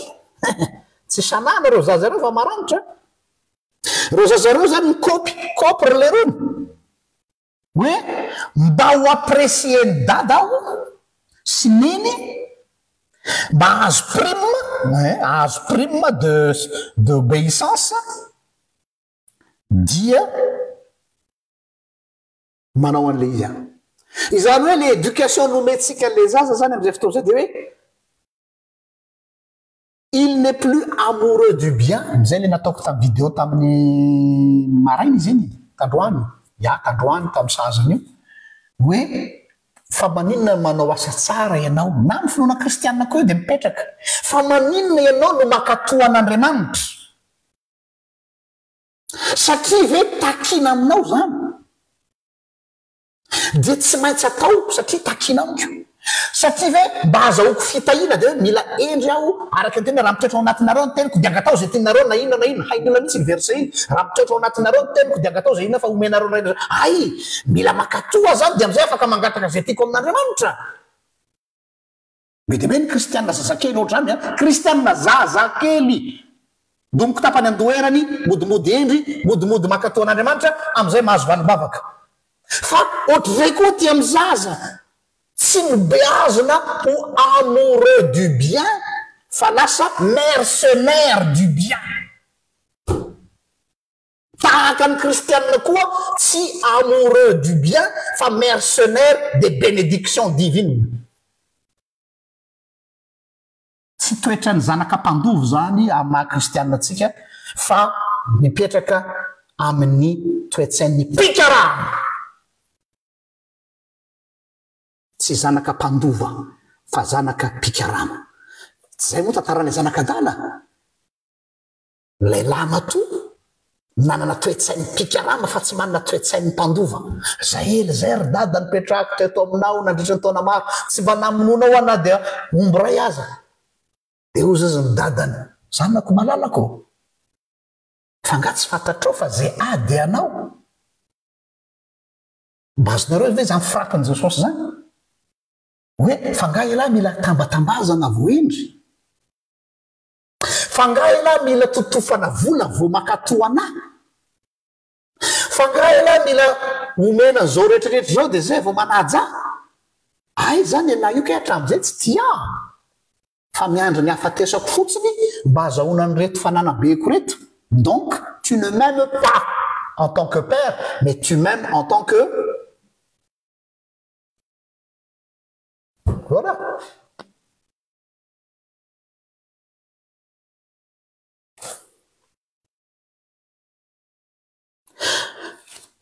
raha matsikaritra asa raha matsikaritra nareo amin'ny fitezanany ankizy ty zany mba analyse tsotsotra nataoko matetika le zaza voalohany ao zany tsika ray aman-dreny satria tsika niandro fatratra dia on a mis le paquet sur l'aîné zany hoe tena natototsika tao am'le matoa tsika rehetra na vavy matoa na lahy matoa peu importe fa hoe ty zany le zaza voalohany de tena ny énergie-tsika rehetrarehetra natoto natao dolidoly tonga am'izay le zaza faharoa na le cadette tsy hoe kory ny sous-estimé na natao ambany zavatra fa somary misy relâchement zany hoe somary tsy mitovy am'le angovo ianao tianao zanakao fa le angovo sy le herijika tsy mitovy dia fantatry le zandriko kely io hoe za somary latsaka ny estime ny dada sy nyany amiko amin'ny lohany a io zaza io ane ka ohatran'ny éponge mahay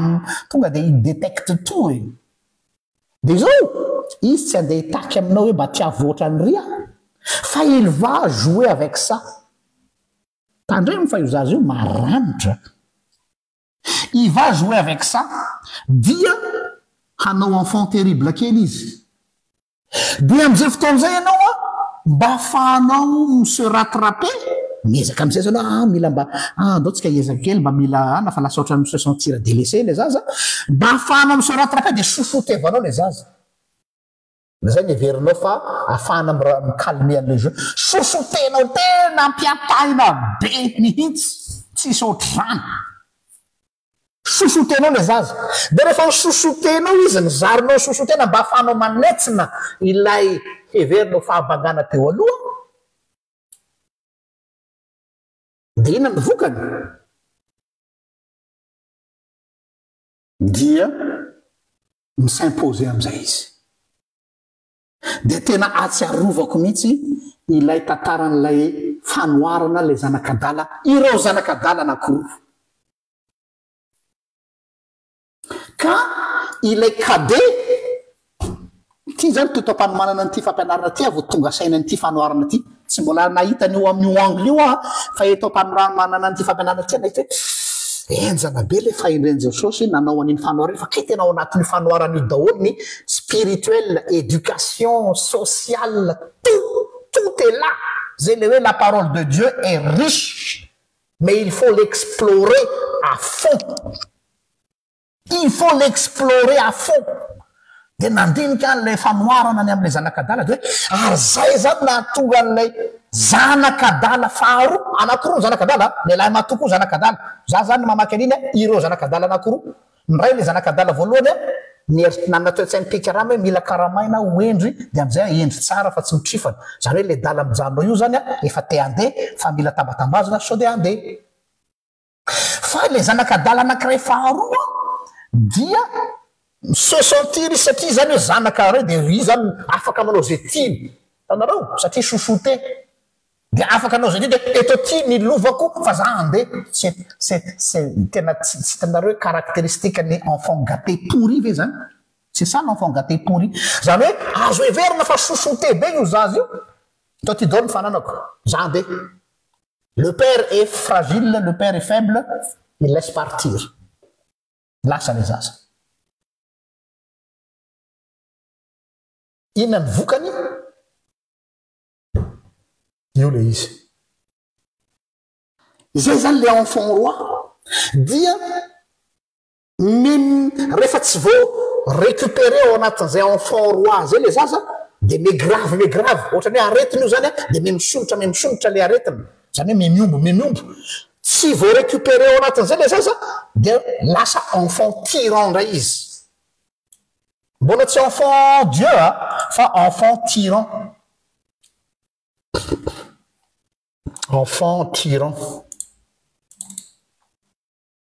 lasa adikako eto enfant tyran zany hoe mienjana ny lalao eto mitady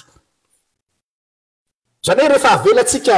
mandeha ho azy eny le izy fa tsy maka disposition tsika de miakatra le degré le zaza enfant tyran ina le enfant tyran zafady ozy izy ny spécialiste en psychanalyse de ny hoe maka ny tsy hoe maka ny toerana ray aman'eny fa ozy izy hoe négocier ny momba azy eo amin'ny parent any am'izay izy zany hoe il se met au même niveau que les parents co-gestion ça me fait penser à quelque chose ou à quelqu'un tsy hoe manao politique afa matsiaro an'le resaka ils et passe co-gestion zany hoe tsy anareo reritra ny tompony fa zay koa tompony miaraka aminareo ka de miaraka ny co-gérer an'ity famille tytsika zany no ataony zaza enfant tyran hoe tsy manapaka samy reritra ny papa sy maman fa mantany ny avianay aloha ary manao co-gestion familiale dia ozy izy ny psychanalyse hoe mipetraka amy maka tsy hoe maka ny toerany ray aman-dreny fa milahatra amy ray aman-dreny izy de négocier ny momba azy amy ray aman-dreny ce qui est déjà grave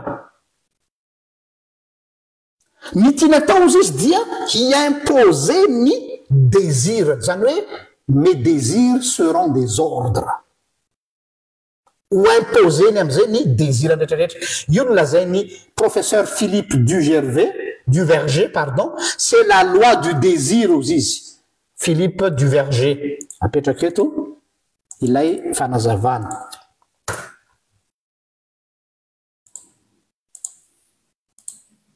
zany hoe tena négocier am'izay izy hoe tsy maintsy minégocier aminay nareo zay vao raha tianareo ilamina atao amy tokantrano raha tianareo ilamina atao amy tanàna tsy maintsy minégocier aminay papa sy maman ny objectif ozy izy am'izay fotoana zay dia lay hiérarchie familiale tsy mipetraka intsony.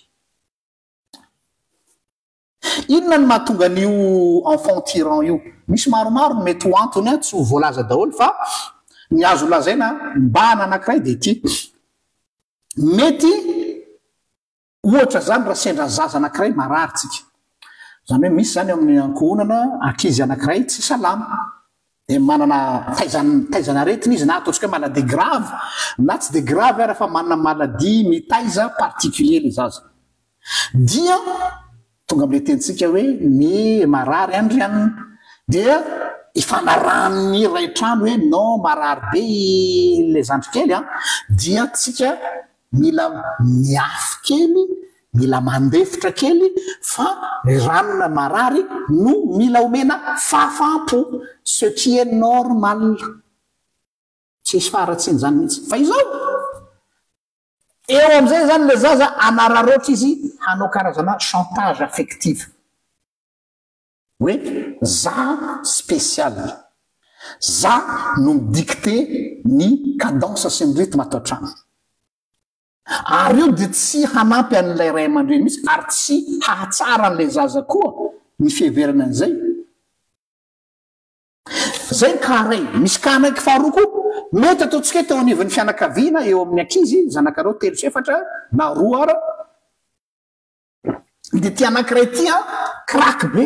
izy no tafita amin'ny fianarana, izy no ambony indrindra, dia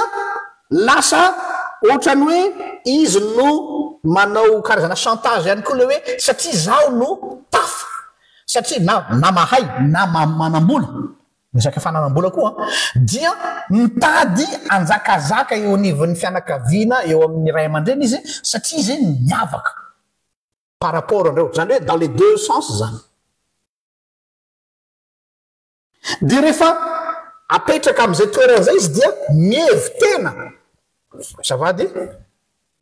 manana droit de vie ou de mort amin'ny zandriny, zay le comble. Dia lasa be ny saiko na tsy ary ny tantarany Kaina sy Abela hoe kay zay zany nanaovan'io tantarany Kaina sy Abela io any amin'ny voalohany, satria ny fonctionnement ny fiarahamonina mihitsy dia ohatran'io mihitsy karazana fratricide le izy hoe i Kaina ny eritreritra ny tena no ambony noho Abela. Hainareo moa dikany atao hoe Abela vapeur, dikany zany hoe maivamaivana zany, eo mason'ny Kaina zany Abela vapeur, ary fotony Eva le izy efa nanaovantsika fampianarana teto satria Eva nametraka ny Kaina amin'ny toerana ambony mihoatra noho ny Abela. Ahoana ny tenenako an'izany dia misy teny misoratra masina hoe amin'ny teny français hoe je fais un enfant seul avec Dieu. Zay ny tenin'ny Eva tamin'izy bevokany Kaina. Donc zany efa l'enfant privilégié i Kaina dia zay no anatin'ny sainy Kaina de j'ai le droit de vie de mort sur Abel, zany manana droit amin'ny Abela. Ka tsy ampilamina ny fiainantsika ray aman-dreny mihitsy zany. Dia inona ny zavatra misy? Ny zavatra misy dia izao, misy koa zany ray aman-dreny ataontsika hoe manampitrotraka azy rehetra safady. Ohatra anao zany tamin'ny fahazazanao mazava ho azy ny olombelona rehetra tsy maintsy misy fahabangana, misy zavatra tsy ampy tao amin'ny fitombonao maha olombelona mahazazanao taloha, dia nefany tsy mety feno mihitsy io mandra-pahatongany ianao lehibe nananjanaka, nanambady ianao dia nananjanaka, dia misy zavatra banga zany tao. Dia inona ny zavatra ataontsika ray aman-dreny raha vao za miteraka eto dia tsy avelako hijaly ohatrahy ny zanako. Izay le esprit-tsika hoe ny échecko, ny tsy fahombiazako amin'ny zavatra anankiray teo amin'ny fahazazako ampiasako eto dia hoezahako totofana ho tsetsemana amin'izay zanako ho avy eo mba tsy hiainany an'izany mihitsy. Dia rakatry ny ankizy indray io zavatra io dia ho exploiteny io, dia io indray no point faible anao. Satria ny erreur ozy izy ny spécialiste dia hoe tsy azonao atao ny miréparer ny erreur du passé anao tamin'ny fahazazanao ka any amin'ny zanakao ianao no miréparé an'izay dans le sens hoe tena tsy avelanao ataontsika hoe ijalijaly ve le zaza fa tena totofanao zavatra be deaibe satria o zany hoe za taloha ataontsika hoe tena miafy be taloha dia ny zanako tsy avelako iafy zany mihitsy dia tena ampiatainao afy ny promax dia manimba ny développement le zaza zany ianao nefa mieritreritra fa preuve d'amour zany fa tsy mirendre service ny zanakao mihitsy zany zavatra dia very am'izay le autorité parentale very le faefandray aman-dreny zafady satria misy an'izany rehetra zany ary akoatrizay dia ny fiarahamonina koa tsy mamelatsika mazy fa vao maika manasary ho javatra am'izao andro zao moa dia diaboliser mihitsy ny atao hoe autorité zany ny terme hoe autorité mihitsy le faefana autorité parentale lasa zavatra grave zany diabolika zany lasa diaboliser zany nefany a tsy azony olona tsaina mihitsy ny dikana atao hoe autorité hainareo ny dikana atao hoe autorité avy amin'ny teny latin autorité dia azo avy amin'ny teny hoe raha atao sur le plan sémantique ny autorité dia hoe autorité veut dire être auteur de l'autorité tsy resaka pouvoir mihitsy fa l'autorité dia être auteur de ainao zany auteur de zany ohatrany hoe za zany mpanoratra tantara zay zany ianao zany manoratra ny tantarany zanakao miaraka aminy miaraka manoratra ny tantarany zanakao ianareo zay dikale autorité tsy resaka pouvoir fa resaka auteur de dia inona ny fikendren'ilay autorité dia éduqué amin'ny teny latina ny éduqué dia ity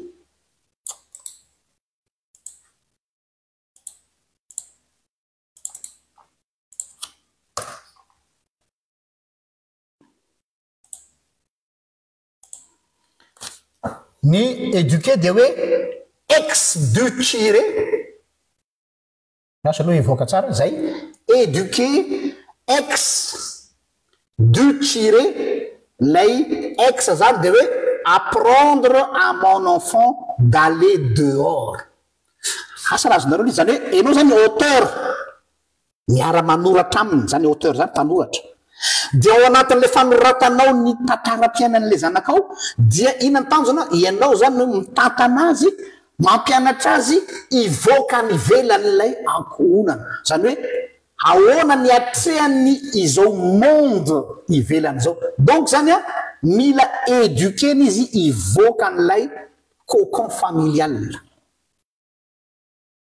apprendre à mon enfant d'aller dehors fa tsy hoe ny éducation le koboniko ao an-trano ao izy dia tazomiko anao dia anaty dia mpanao valibabena io koa masy ny fahadisontsika gasy ianao dia natao anao valibabena ho aho ianao dia tsy maintsy mamerina ny volanamiko tamina ampianarinako anao ianao dia tsy maintsy mameny fifalipoko rehefa tafita mianatra ao ianao dia za le faso any Dubai za le faso makany États-Unis ianao non apprendre à mon enfant aller dehors atonga an'le zaza ho kopa-kelatra fa tsy ho koboninao ho anao samy rery ao an-trano na ho an-trano isaky hoe ho anao personnel tsy éducation zany donc ny éducation rehetrarehetra égaux amin'ny famille zany hoe pour ma famille pour moi c'est pas une éducation fa mampianatra azy ianao tantananao izy hivoaka tsikelikely ny tokantranonareo ka hatonga azy hiatrika ny fiarahamonina izay ny éducation no zany le ankohonana kelinareo le cocon familial dia ohatrany laboratoire hitanareo laboratoire ohatrany fanaovana recherche tsy misy recette zany l'éducation mandainga zay miteny hoe zao natao hoe modèle de famille type tsy misy recette mandainga zay olona milaza hoe ty aminay ny recette fanabeazana zanaka c'est des menteurs, des usurpateurs. C'est une sorte de laboratoire. Les cocons familiales, nous miaran-karoka sy miara-mianatra mba ahitanareo ny ipreparenareo an'le zaza hiatrika ny any ivelany. Satria il se confrontait any ivelany am'izay izy rehefa avy eo. Zay ny objectif en éducation. Farany, rehefa tsy voa avitra eo am'le enfant tyrans ndray izy fa navela mihitsy izy anjakajaka, dia farany zay tena gravy, izay atao hoe point de non retour ave ny filazanzany tsy haiko, dia l'enfant Dieu. Eo no amarana atsika azy, efa lavalava ihany zay fa mialatsiny fa tsy azoko tapahana le izy. L'enfant Dieu. Eto zany a jereo tsara tamin'ny voalohany l'enfant roi dia hoe manohitra ny autorité parentale dia miakatra degré enfant tyran co-gestion de la famille zany hoe mitovy laharam-boninahitra zay sy tapasineny ary enfant Dieu izy indray no miakatra maka ny toeran'ny fitondrana ka c'est l'enfant qui a la tête du foyer izy indray zany no ambony fandray aman-dreny atao ambany. Inversion hiérarchie familiale. Io le lazaina hoe le culte de l'enfant. Zay mahatonga an'le hoe enfant Dieu. Mety tsy ho azon'olona masy l'expression fa inona zany enfant Dieu zany dia lasa misy ny atao hoe culte de l'enfant. Lasa sampy ny zanaka. Efa nitory-teto taloha hoe mety ho lasa sampy ny zanaka dia nomezan'ny olona hoe aiza koa isan'izany zanaka lasa sampy zany io izy io. Efa hitsahany tapon-doha ianao satria lasa izy no Andriamanitra ao. Ary traiza no azo miale. Eo zany ny fanontaniana mipetraka. Amin'izao fotoan'izao fiarahamonina ty aminay ety ampita ty tsy fa any Madagasikara efa manomboka ho avy fa ty aminay ohatra dia hoe tsy anjaranareo ray aman-dreny ozy no mideside hoe garçon safiny zanakareo na dia efa hitanao fa lahy io teraka tamin'ny teraka na hitanao fa vavy io fa c'est l'enfant qui choisit son genre mais pas son sexe. Son sexe juste dia c'est la nature qui lui a donné le sexe. Vous savez, lahy sy vavy. Fallait me se sentir ho lahy na me se sentir vehivavy dia tsy anareo ray aman-dreny ozy izy no mibaiko an'izany fa le zaza misafidy. Car rapide izy miteny je suis un garçon na des filles izy dia tu dois accepter que c'est un garçon. Si je suis une fille nefa izy lehilahy dia tu dois accepter. Zay le enfant Dieu zay. Satria maka toeran'Andriamanitra izy dia izy no mideside ny zavatra rehetrarehetra. Efa tsy enfant roi tsao zany enfant tyran fa enfant Dieu. Satria matoto tonga am'izany délire zany zany a dia satria tsy voafehy izy teo am'le enfant roi tsy avitra izy teo am'le deuxième session enfant tyran tonga am'le étape farany izy enfant Dieu.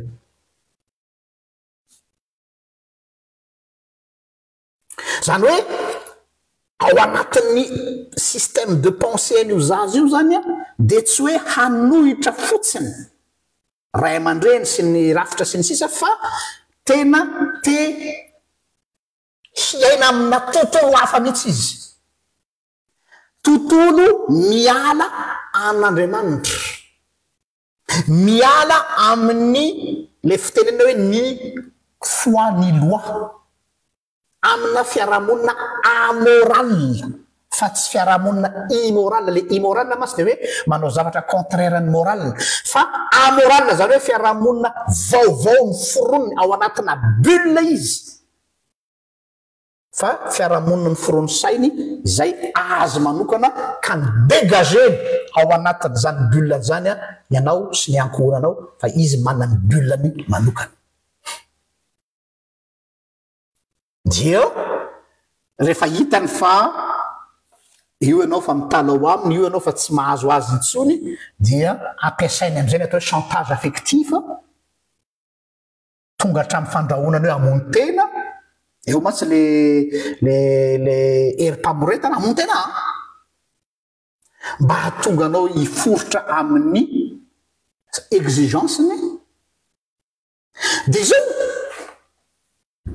tia misy safidy sarotra ho raisiny eto conscient ny fahasarotany ty zavatra ho lazaiko tia fa tsy maintsy ho lazaiko voatery ianao micede amin'ny caprisiny manaiky ny zavatra rehetra tadiaviny sy ilainy sy zavatra takiny aminao satria anao matahotra sao dia tu vas le perdre allo ekeka any paster fa sao dia tsy ho azoko tsony ty zanako ty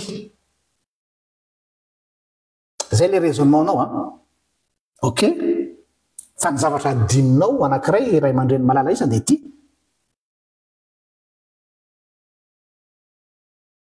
eo ampanekenao an'izany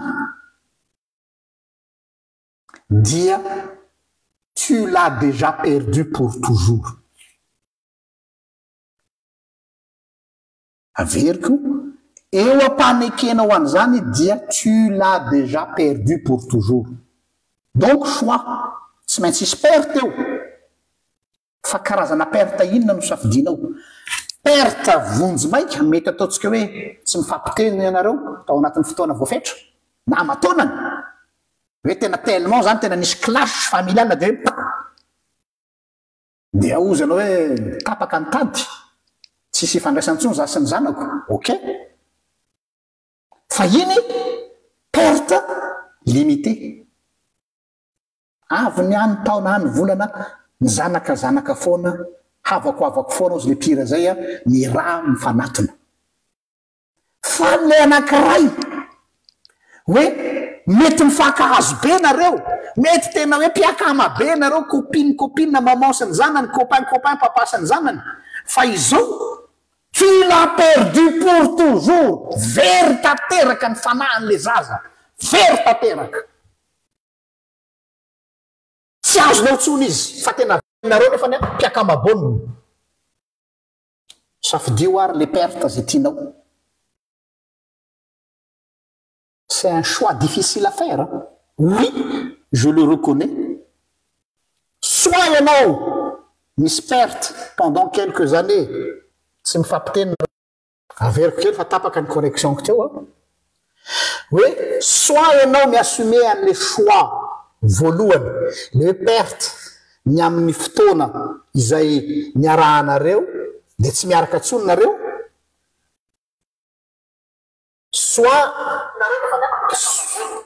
soit ianareo very tanteraka ny fanahin'le zaza fa ianareo mpinamana be tsisy ohatra anareo complicité lien et tout oui tapaka fa miverina le izy fa nisy problème na connexion fa efa naveriko le izy eo zao tsika zany zao eo amina carrefour ngeza be misy anareo am'izao fotoana zao misy atsika koa zany zaho anatiny je suis parent za eto raha miteny eto dia je fais partie de cette problème koa na ty zavatra ty fa sao de verinareo fa tsy ao anatiny ahy za mananjanaka ao anatiny tsika nous sommes dans le même bateau je suis pas là pour vous donner des leçons de morale je fais partie aussi du problème donc on cherche la solution ensemble inona safidinao perdre ton enfant pendant quelques années dia aveo tsy maintsy mifampitady any ça perdre l'âme de ton enfant pour toujours tsy manao pression fa samy mieritreritra farany ny zavatra tsy fatatsika mantsy rehefa tellement tsika manaiky zay ataon'le zaza rehetrarehetra dia tena hoe sovaliny atapindoha ianao dia ina ny zavatra vokatra n'izay zavatra iny lasa misy terme fampiasan'ny éducateur ty hoe sans le savoir nous déréalisons la vie de nos enfants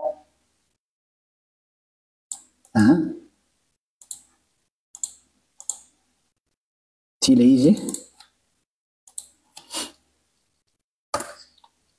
tsy fanaininao tsy ininao atao fa lasa déréaliser hainareo zany déréaliser zany avy am'teny hoe réalité zany hoe lasa tellement ozy anao tianao le zanakao de ampiriminao ao anatina monde de bisounours ampiriminao ao anaty bulle cocon anankiray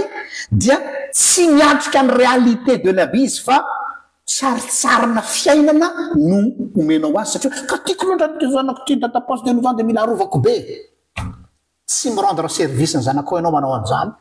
lasa déréaliser azy déréalisation zany hoe manala azy amin'ny réalité de la vie ary faharoa mahatonga le zanakao lasa idiot mialatsiny am'le terme satria izy tsy préparé am'le réalité ka rehefa tonga ny fotoana i se confronter am'le difficulté ny tena izy le tena fiainana am'izay izy de zao tsy nozarina an'izay réalité de la vie mafy zay izy fa surprotégé loatra le zanakao tena narovanao be nasianao airbag be ny fiainany surprotégé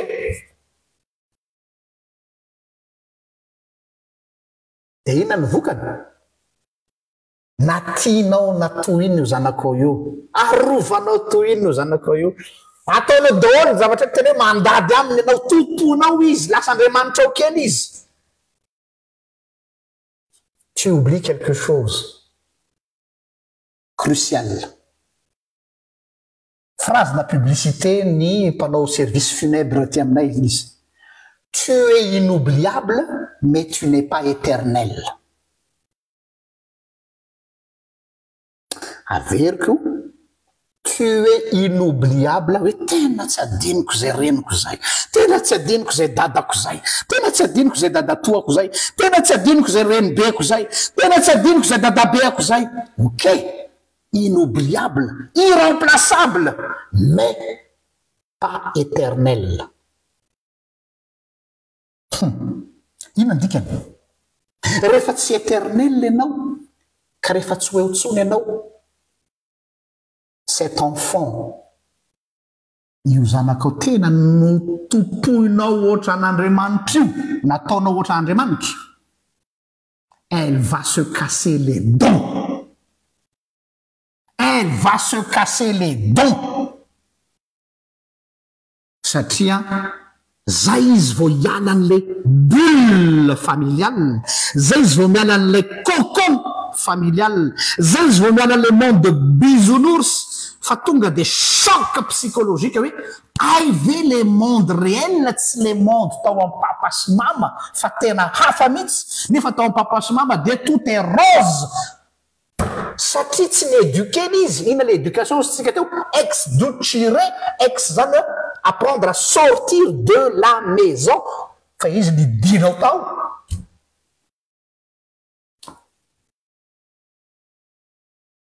de mialatsiny papa sy maman fa cela vous fait vous êtes devenu un monstre pour vos enfants fona tompoko miteny an'izany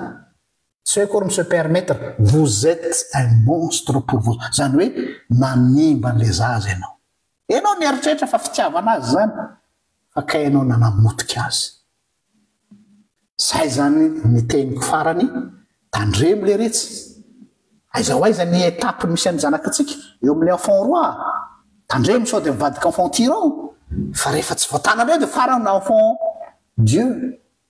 fa azo atao tsara ny mamerina azy tsikelikely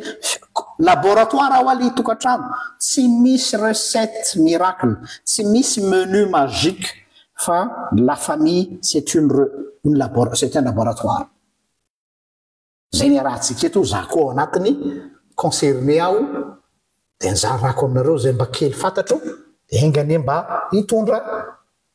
contribution na de kely aza ho anareo ihany izy vonahitra ny ho an'Andriamanitra zay aza hatramin'ny taloha indrindra ka ho azo mandray mba hivavaka ho anareo ray aman-dreny aho Andriamanitra misaotra anao zahay fa totosa soma tsara indray ny fianarana tandroany an'ity catéchisme fampianaram-pinoana ho an'ny fianakaviana ianao ane no anome tanjatsaina herim-panany ray aman-dreny hahaizany mitaizany zanany ainy tsy mora indrindrandrindra am'izao vanim-potoana ainanay izao sarotra ny fitezana